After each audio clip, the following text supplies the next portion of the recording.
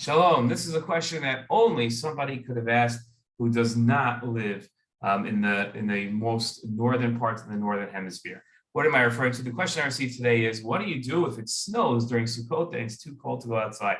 For anybody like me who grew up in New York, New Jersey, that was a common occurrence every single year. But for those of us now who live in Israel, or where this question came from South Florida, where the idea of snow on Sukkot is somewhat absurd. Well, it's true. The same thing is true of rain, right? That if it rains in your sukkah, you're supposed to live in a sukkah, what's called Teshu Kein Taduru. The same way you live in your home is the same way you live in your sukkah. And if it's too cold in your house, you leave your house. You wouldn't leave your house.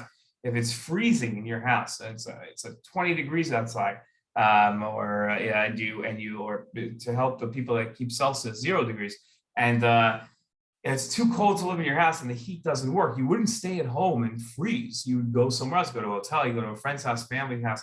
You wouldn't stay at home. And the same thing is true of the sukkah.